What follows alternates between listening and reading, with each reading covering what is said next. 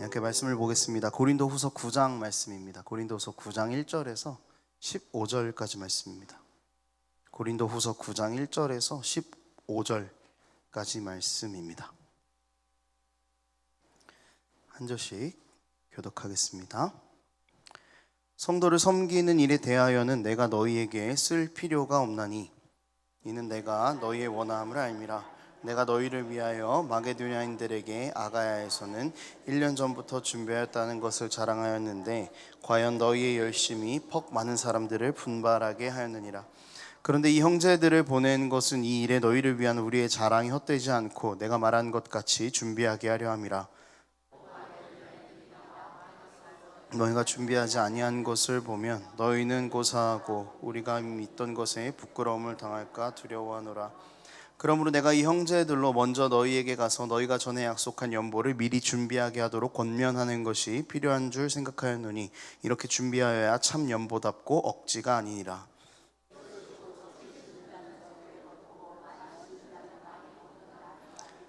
각각 그 마음에 정한 대로 할 것이요 인색함으로나 억지로 하지 말지니 하나님은 즐겨내는 자를 사랑하시느니라. 이미 등이 모든 은혜를 너희에게 넘치게 하시나니 이는 너희로 모든 일에 항상 모든 것이 넉넉하여 모든 착한 일을 넘치게 하려 하심이라. 기록된 바 그가 흩어 가난한 자들에게 주었으니 그의 의가 영원토록 있느니라 함과 같으니라.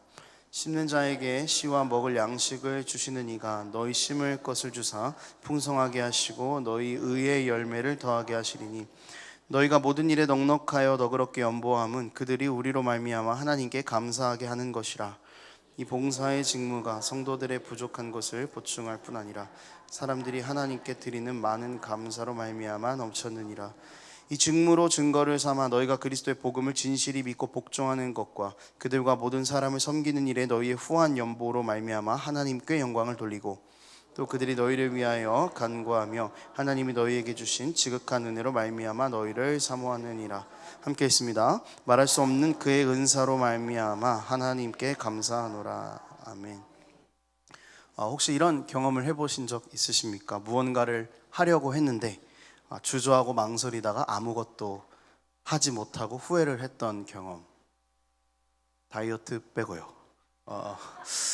다이어트는 뭐 다 후회하니까 뭐 상관없는 거죠. 저는 이런 경험이 있었습니다. 대학교를 다닐 때 제가 지하철을 타고 이렇게 통학을 했어요. 근데 제가 집이 의정부였거든요. 그래서 7호선 맨 끝인 도봉산에서 7호선 남성역까지 이렇게 가야 했습니다. 남성역 잘 모르시는데 그 이수역 다음이 남성역이에요. 집에서 학교까지는 편도 2시간이 걸렸습니다. 왕복 4시간. 이게 대학생 할 수 있어 막 이렇게 혼자 까불다가 거의 한 학기 만에 거의 포기했던 그런 기억이 나는데, 그래서 1교시 수업에 늦지 않으려면은요 9시에 늦지 않기 위해 9시 수업이었는데 1교시 수업이 거기 안 늦으려면 정말 늦어도 6시 50분에는 나와야 했습니다. 대학교 1학년이었는데 얼마나 놀고 싶었는데 막 잠도 제대로 못 자고 놀고 막 그래야 되는데 그런 거 없었어요. 저는 학교 끝나면 무조건 칼퇴근했습니다. 칼퇴근해서 자고 일어나서 학교 오기 바빴던 그런 사람이었어요. 아무튼 이 1호선을 타고 의정부역에서 타고 도봉산에서 7호선을 갈아탑니다. 그러면은 도봉산역에서 남성역까지는요 지하철을 갈아탈 필요가 없어요. 그냥 앉아서 쭉 1시간을 가면 되는 그런 거리였습니다. 제 기억에는요 제정신으로 도봉산에서 지하철을 타본 적은 한 번도 없습니다. 얼마나 졸렸겠어요. 근데 이게 문제가 뭐냐면요 앉아서 가는 게 그렇게 치열합니다. 그래서 사실 줄을 서요. 좀 이게 대학 저 다닐 때 이제 아직 7호선 그 의정부역은 조금 낙후된 동네라 스크린 도어가 맨 나중에 설치됐거든요. 그래서 그 철 이렇게 봉에 이렇게 사람들이 줄을 서 있어요. 그러다가 문이 열리잖아요. 그러면 줄을 서기는 했는데 다 뛰어가요. 일단 줄을 왜 서는지도 모르겠어요. 일단 치열합니다. 그래서 앉지 못하는 사람은 어쩔 수 없이 그 앉은 사람 앞에서 서서 이렇게 손잡이를 잡고 가야 되는 거예요. 그러니까 현대판 오징어 게임인 거죠. 그리고 속으로 생각하는 겁니다. 이렇게 서 있는 사람 이렇게 생각해요. 제발 얘 노원역에서 내려라. 그러니까 도봉산에서 두세 정거장만 가면 노원역인데 거기 사람들 정말 많이 내리는 역이었어요. 여기 노원역에서 앉지 못하잖아요. 그러면 답 없어요. 그냥 한강 건너서 강남구청까지 그냥 무조건 서서 가야 돼요. 그래서 저는 실제로 그냥 바닥에 앉아서 간 적도 꽤나 많았습니다. 어느 날 제가 이 치열한 싸움을 뚫고 자리에 앉았는데 제 앞에 어떤 할머니가 이렇게 딱 이게 아직도 기억이 나는 게 할머니가 그 보라색 보찜을 또 갖고 계셨어요. 아직도 기억이 나요. 10년이 넘었는데 이제 자리를 찾지 못하고 할머니께서 이렇게 서서 가야 되는 상황이 된 거죠.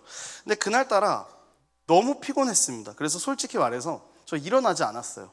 근데 제 옆에 대학생 비스무리하게 생긴 친구가 또 하나 앉아 있었거든요. 이제 치열한 싸움이 시작되는 거죠. 누가 일어날 것인가.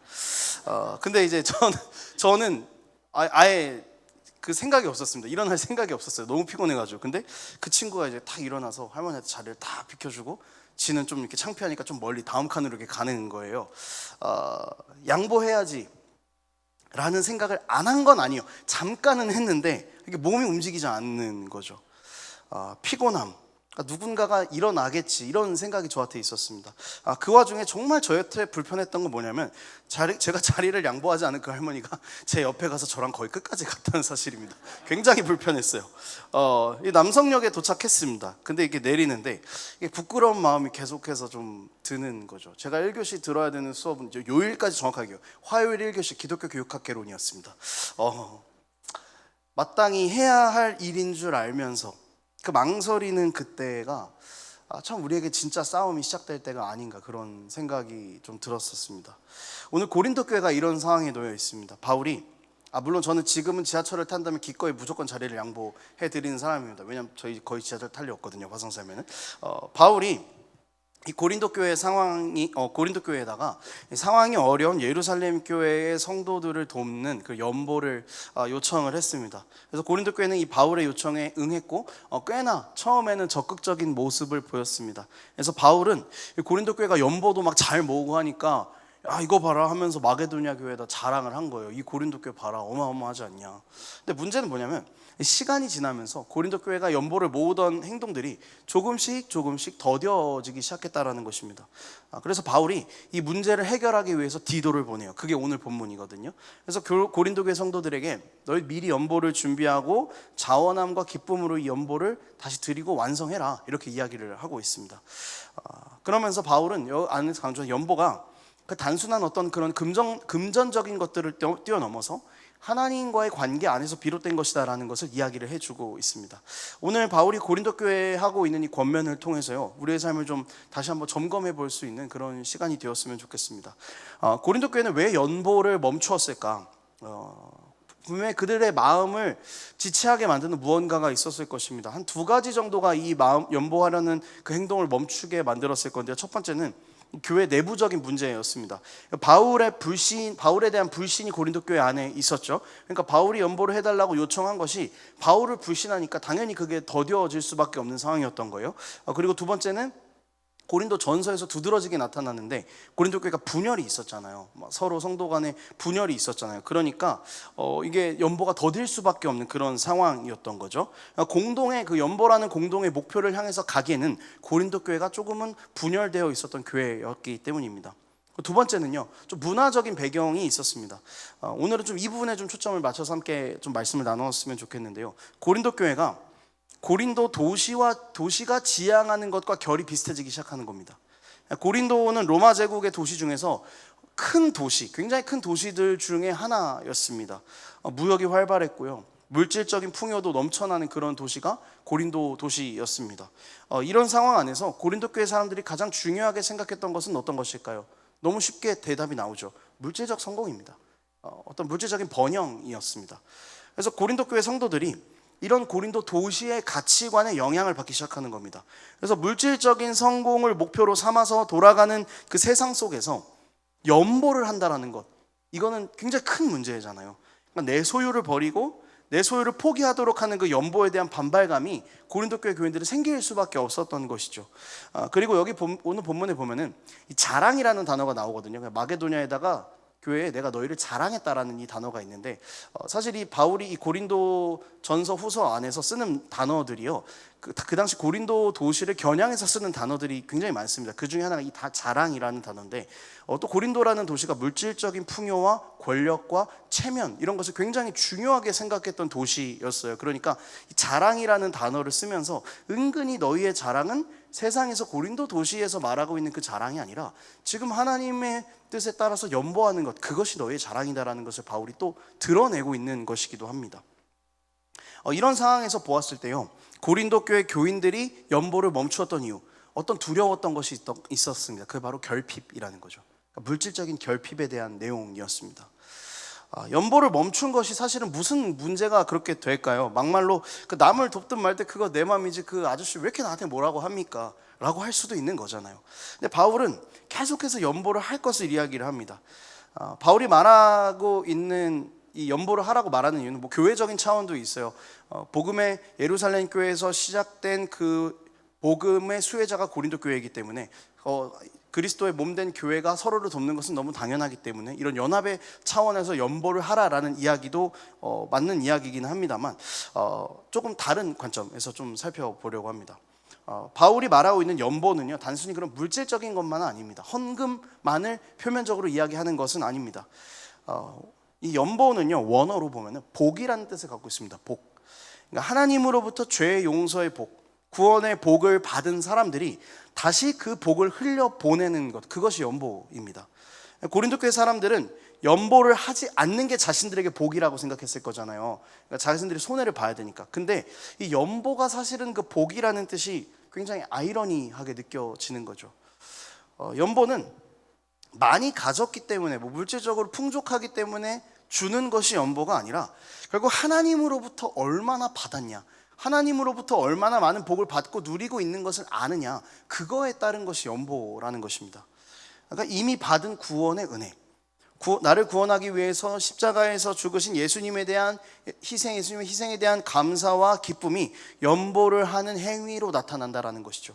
그러니까 바울이 계속해서 연보를 하라 하는 그 의미는 이것이 숨어 있는 것입니다.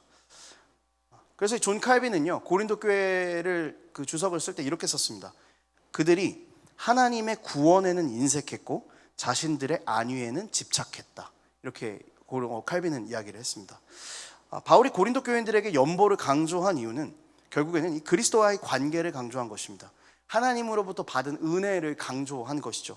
그러니까 너희가 예수님으로부터 구원이라는 가장 큰 복을 받았기 때문에 그 복을 흘려보내는 것이 너무나 당연한데 너네 왜 멈춰있냐, 너네 왜 그 복을 흘려보내지 않냐 라고 이렇게 바울이 계속해서 이야기하고 있는 것입니다.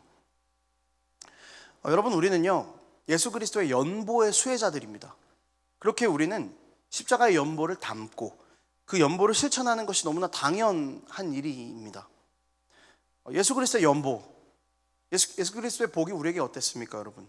인색하지 않았습니다. 그리스도께서 목숨을 다하여서 우리에게 복을 흘려 보내주셨고, 우리가 그 그리스도께서 목숨을 다해서 흘리신 그 복을 받고 있다는 사실을 알고 있다면, 그분이 우리를 위해서 목숨을 버리셨다는 것을 알고 있다면, 우리도 그분을 위해서 무언가를, 모든 것을 내놓을 수 있는 준비가 되어 있어야 된다는 것이죠. 그것이 바로 우리가 세상을 살면서 해야 할 연보라는 것입니다. 고린도후서 8장에 이렇게 나와 있죠. 부요하신 이로서 너희를 위하여 가난하게 되심은 그의 가난함으로 말미암아 너희를 부요하게 하려 하심이라. 이 말씀이요, 우리의 연보의 여부를 결정짓는 말씀인 것입니다. 예수님께서 가장 부요하신 분이셨죠. 세상의 모든 것이 다 주님의 것이었습니다. 예수님은 하늘에 있는 분이셨습니다. 하지만 예수님께서는 우리를 위해 이 모든 것들을 다 포기하시고 그냥 가장 낮은 곳으로 오셨습니다. 가장 가난한 자가 되셨습니다. 9절 말씀을 토대로 한다면 예수님께서는 자신의 모든 것들 흩어서 아낌없이 영적으로 가난한 우리에게 모든 것을 주신 분이십니다. 십자가에 자신이 못 박히도록 자기의 몸을 내어주셨고, 그 십자가를 통해서 우리가 죄에서 해방이 되었습니다.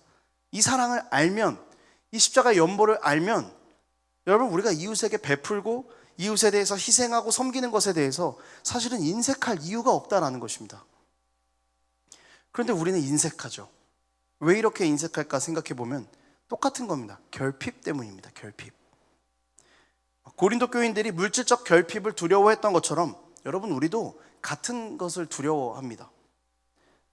결핍은 내 삶을 통제할 수 없다라는 것을 뜻하는 것이죠. 내가 내 삶을 통제해야 하는데, 그러니까 내 삶에는 부족한 것이 있어서는 안 되는데 안정을 보장하기 위해서 안간힘을 쓰기 시작합니다. 많은 것을 소유함으로써 불안한 마음을 안정시키려고 합니다. 그리고 많은 것을 소유함으로써 내 삶을 통제하려고 하는 거죠. 근데 문제는 뭐냐면요, 결핍을 채우려고 노력해도 그 결핍이 계속되더라는 것입니다. 더 많이 가지면 안정감을 누려야 되는데, 더 많이 가지면 편안해야 되는데, 더 가질수록 불안하고 더 많이 누리면 누릴수록 힘이 듭니다. 모든 것을 다 가졌다고 생각하는 그 순간 안정감을 느낄 수 있을 거다라고 생각하지만 사실은 그런 안정감은 우리에게 찾아오지 않습니다. 얼마 전에 그 유퀴즈에 스칼렛 요한슨이라는 헐리우드 배우가 나왔어요. 굉장히 유명한 배우인데요. 그 배우에게 이제 유재석이 이렇게 물어봤어요. 당신 언제 불안해요? 이렇게 물어봤는데 그 스칼렛 요한슨이라는 배우가 이렇게 얘기하더라고. 거의 모든 때 다요. 이렇게 이야기했습니다. 우리가 생각하기에 모든 것을 다 가지고 부유한 사람이잖아요. 결핍이라고는 있어 보이지 않는 그 사람인데 언제 불안하냐는 질문에 저는 거의 모든 순간 다 불안합니다라고 그렇게 대답을 했습니다. 여러분, 우리는 결국 내 결핍을 해결하려는 그 움직임 때문에 계속해서 결핍으로 빠지게 됩니다. 결핍이 두려워서 내 생각에 가질 수 있는 풍요를 찾아서 헤매지만 우리에게 세상의 풍요는 존재하지 않습니다. 너는 조금 더 부족하다고 이야기합니다. 너는 조금 더 부족합니다. 계속 이렇게 세상은 우리에게 이야기를 합니다. 여러분, 이것이 세상의 논리잖아요. 그런데 하나님 나라의 논리는 너무나 다릅니다. 세상은 더 많이 모으라고 하죠. 근데 하나님은 어떻게 하십니까? 하나님은 나누라고 하십니다. 기꺼이 주라고 하십니다. 더 베풀라라고 그렇게 이야기하십니다. 여러분, 하나님 나라의 풍성함은요, 가질 때가 아니라 나눌 때 주어지는 것입니다. 우리가 베푸는 행위 안에 우리가 베푸는 행위를 하는 그 행위 안에 복음의 능력이 살아있다는 것을 드러내는 가장 강력한 증거가 거기에 있습니다. 우리가 베풀기 시작하면 먼저는 내가 그리스도의 십자가 안에서 누리는 자유와 풍성함을 경험하게 되는 것이죠. 저는 이것이 교인들이, 성도들이 섬김의 자리에 계속해서 있는 이유다라는 생각이 들기도 합니다. 참 힘든데 참 좋습니다. 그 내치가 이제 상하반기에 진행이 되는데 한 번 하반기에는 꼬셔도 안 가야지 이러고 있는데 그분 어느새 가면은 간식 만들고 있습니다. 하반기에 가보면 그리고 저 뭐 태블릿 안 해요 막 이렇게 버티잖아요. 가면 기도하면서 울고 있어요. 뭐 계속 이래요. 그러니까 풍성함을 경험하는 가장 좋은 자리가 베풀고 나를 희생하는 자리라는 것을 알기 때문에 그렇습니다.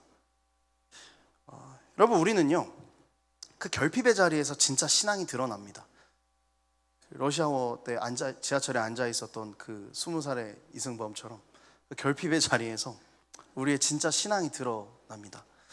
결핍 때문에 더 긁어 모을 것이냐, 결핍이 있음에도 불구하고 베풀 것이냐, 이 싸움에서요 그리스도인들은 사실은 결핍이 있음에도 불구하고 베풀겠다라는 싸움을 해내는 사람들입니다.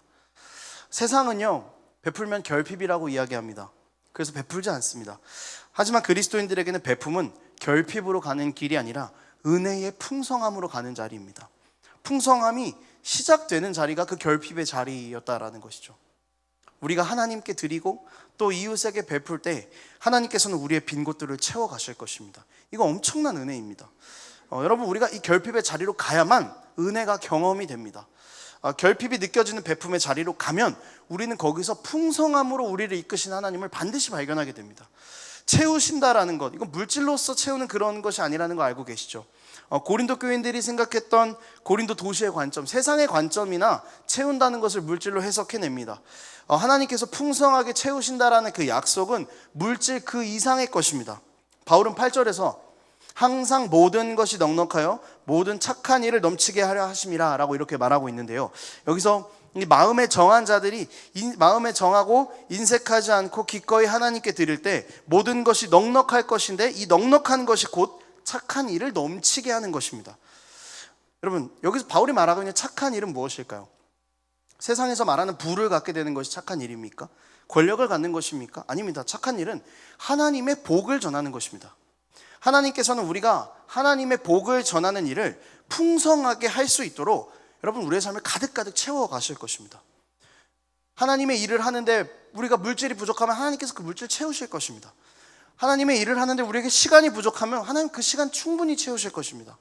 하나님의 일을 하는데 사람이 필요하면 하나님 그 사람까지도 다 채우실 것입니다. 영적으로 갈급해서 하나님 너무 지쳐서 어떻게 해야 될지 모르겠습니다라고 기도한다면 하나님 그 영적인 갈급함까지 다 채워내실 분이십니다. 끊임없이 후하게 채워주실 분이십니다. 그러니 여러분, 부족함 없이 베푸십시오. 부족함 없이 헌신하십시오. 부족함 없이 하나님께 드리십시오. 우리가 걱정하고 있는 영역이 어디인지 알고 있습니다. 그래서 우리는 그 영역을 통제할 수 있는 데까지만 움직이죠. 통제할 수 있는 곳까지만 베풉니다. 통제할 수 있는 곳까지만 헌신합니다. 그러면 하나님은 도대체 어디서 일하셔야 되는 겁니까? 내가 통제할 수 있는 바운더리까지만 가고 하나님 여기는 제가 통제하겠습니다라고 선을 그어버리면 여기가 하나님이 그 통제 밖의 영역에서 하나님이 일하시는 부분인데 우리는 거기까지 가지 않아요. 그리고 이야기하죠. 하나님 내 삶에 일하지 않으세요. 아니요, 하나님이 일하시지 않는 게 아니라 우리가 하나님이 일하셔야만 하는 그때까지 가지 않기 때문이에요. 우리가 통제하잖아요, 우리의 삶을. 여러분, 우리가 통제할 수 있다고 생각하는 그 영역, 여기는 내 통제 밖이야, 나는 도저히 여기는 내 힘으로 할 수 없어 라고 하는 그 영역이 있다면 여러분, 거기까지 나가십시오. 그러면 그 자리에서 반드시 차고 넘치게 부으시는 하나님을 경험하게 되는 것입니다. 한 가지만 더 이야기를 하도록 하겠습니다. 여러분, 연보의 목표는 무엇입니까? 그리스도인들의 베품의 목표는 무엇입니까? 하나님의 영광입니다. 고린도 교회의 연보는 바울에게 자랑이었습니다. 그리고 그 고린도 교회 베품을 통해서 힘들었던 예루살렘 교회의 신자들이 하나님을 찬양하고 감사를 드릴 것이라고 바울은 오늘 본문의 마지막을 보면 확신합니다. 그리스도인의 연보는요, 하나님의 영광과 반드시 연결이 됩니다. 우리의 연보는요, 우리의 베품은요, 우리를 위한 것이 아니죠. 다른 사람들에게 하나님의 은혜가 흘러가게 해서 그들로 하여금 하나님께 감사와 찬양을 돌리게 하는 통로가, 그것이 우리의 베품과 연보인 것입니다. 우리가 베풀 때 그 베품은 단순한 물질적인 도움과 그 필요를 채우는 것을 넘어서서 하나님의 은혜를 경험하게 하고 영혼을 풍족하게 하는 베품이 된다는 것입니다. 여러분, 그리스도인들은요, 땅에 투자하지 않습니다. 그리스도인들은 하늘에 투자하는 사람들입니다. 우리는 땅의 영광을 바라면서 살지 않습니다. 우리는 하늘의 영광을 바라면서 살아갑니다. 여러분, 이것이 우리의 목표 아니겠습니까? 내가 좀 손해보면 어떻습니까? 그리스도가 드러나신다는데. 내가 좀 힘들면 어떻습니까? 그리스도가 드러나신다는데. 내가 이 땅에서 인정 좀 못 받고 살아가면 어떻습니까? 예수께서 영원한 그 하나님 나라에서 우리를 인정하신다고 하시는데, 여러분, 무엇이 부족하고 여러분, 무엇이 아깝습니까? 우리는 하나님의 영광을 위해서 부름받은 자들입니다. 우리의 연보가 세상 사람들이 하나님을 알게 하고 하나님께 감사하게 하고 하나님을 찬양하게 만든다면 그것만큼 기쁘고 감사한 일이 여러분 우리에게 어디 있겠습니까? 여러분, 우리의 결핍이 괜찮은 이유는요, 이 결핍 너머에 십자가의 은혜의 풍성함이 기다리고 있기 때문입니다. 하나님 나라의 풍성함이 우리를 기다리고 있기 때문입니다. 그리고 이것이 모두 다 우리의 것이라고 하나님께서 약속하셨습니다. 그러니 우리의 결핍은 괜찮습니다. 여러분, 이것을 믿음으로 신뢰하면서 나아가는 그런 우리의 삶이 되기를 축복합니다.